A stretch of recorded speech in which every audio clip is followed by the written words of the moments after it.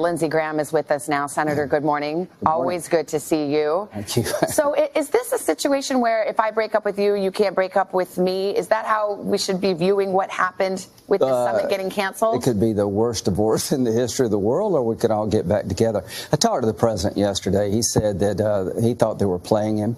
He thinks China is sort of pulling back North Korea. About a month into his presidency, I met with him about North Korea, and he asked me what I thought. I said, you need to stop this program. They'll eventually sell whatever they build. It's just too dangerous. So he made a decision that he's going to end the nuclear program. The only question is how and when. The preferred route is through peace, through a peace treaty, a win-win for them and us. And in terms of when, he wants it to be in his first term. But if diplomacy fails, then military action is the only thing left, and it would be the utter destruction of the North Korean regime, which would come at a high price. Senator, the foreign minister of North Korea last week said, we're not giving up our nuclear program. Denuclearization is off the table, is what he said, which is the entire objective, I imagine, from where you're sitting and from where the president's sitting. So if that's true and they won't agree to give up their nukes, where does that leave you? What's the objective now? Military objective. Is that where we are now? That's where we're headed. If that statement holds true, and I don't believe it, I believe they believe that Trump will use military force. For 30 years, they have played us. They understand our election cycle.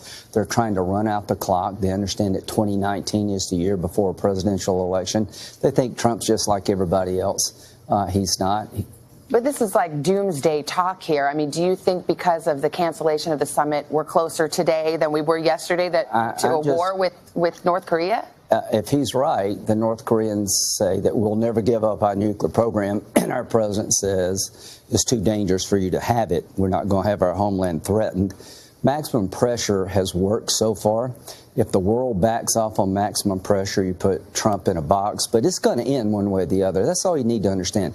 If military action is required, they're going to lose. It will be devastating to the region. If there's a war, it's going to be in China's backyard. I can't stress enough to you how much I've talked to him. It's not if it ends, it's how it ends. And when does it end? I think it's going to happen in his first term, one way or the other. The best way for it to end is a peace treaty with the North Koreans, South Koreans, and the Chinese and us. But it makes it sound easy, like you're going to drop a bomb on North Korea and that's the end of that. There's nothing easy, but it's the end of them. So Vice President Pence and National Security Advisor John Bolton both said in public interviews that the Libya example is what North Korea should think about, which, as we know, Muammar Gaddafi gave up his nukes. 8 years later, he was shot dead in a drain pipe by militia members of his own country. Was that a mistake to use that example, to put that out in public? I think that's a good question. The Libyan example is that the people turn on you as a dictator, and NATO came in to help the people. There's no circumstance I see where the West comes in on behalf of the North Korean people. If there's an uprising against Kim Jong-un, China will handle it. How does this end peacefully? A peace treaty where they give up their nukes. We guarantee the regime's safety. We're not trying to reunify the peninsula. We're not trying to bring democracy to North Korea. We want to end their nuclear program. South Korea and Japan, they don't have nuclear weapons. We're trying to get everybody in the same spot. But let me just say this. As the summit fades, war rises. Look for our dependence to be taken out.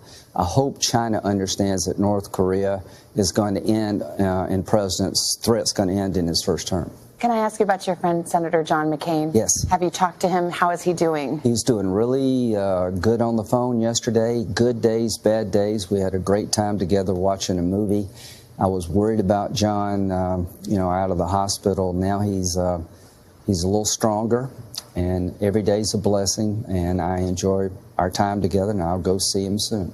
Senator, thank you so much for your time this morning. Thank you, Senator. Appreciate it. Hello, Today fans. Thanks for checking out our YouTube channel. Subscribe by clicking that button down there, and click on any of the videos over here to watch the latest interviews, show highlights, and digital exclusives.